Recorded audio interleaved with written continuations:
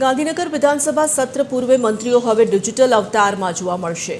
નેવા project હેઠળ આજે 15 જેટલા મંત્રીઓએ ખાસ ટ્રેનિંગ મેળવી હતી। 1 કલાકના આ તાલીમ વર્ગમાં ગૃહની કાર્યવાહી દરમિયાન ટેબ્લેટનો ઉપયોગ કેવી રીતે કરવો અને પ્રશ્નોના ડિજિટલ જવાબો કેવી રીતે આપવા તેની સમજ અપાઈ હતી। હવે આગામી સત્રમાં ગુજરાત વિધાનસભા સંપૂર્ણ પેપરલેસ તરફ આગળ વધશે।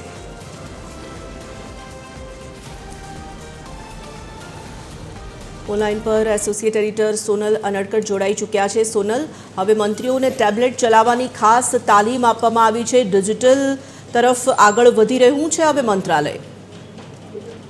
जी, विधानसभा सत्र शुरू थाय ते पहला दर वखते बात करें तो छेल्ला घणा समयथी जे आ डिजिटलाइजेशन छे ते करवामां आव्युं छे अने टेब्लेटनो वपराश धारासभ्यो अने मंत्रीओ खास तो करी रह्या छे, केम के मंत्रीओने ज्यारे जवाब आपवानो थाय छे त्यारे तेओ मोटे भागे टेब्लेटनो उपयोग करता होय छे ने आ संदर्भमां दर वर्षे सत्र पहला जे नवनियुक्त मंत्रीओ अथवा तो धारासभ्यो छे तेमने तालीम आपवामां आवती होय छे अने ते अंतर्गत नेवा प्रोजेक्ट जे छे ते अंतर्गत आ समग्र डिजिटलाइजेशन करवामां आव्युं छे ने तेना भागरूपे विधानसभा गृहमां टेब्लेट वापरवा संदर्भे આજે જે મંત્રીઓ છે તેમને તાલીમ આપવામાં આવી હતી। મહત્વનું છે કે 1 કલાકના તાલીમ વર્ગમાં 15 જેટલા જે મંત્રીઓ છે તેઓ હાજર રહ્યા હતા અને નેવાના અધિકારીઓએ આ જે ઉપયોગ છે તે સંદર્ભમાં ડિજિટલ ઉપયોગ સંદર્ભમાં તેમને માહિતી આપી હતી।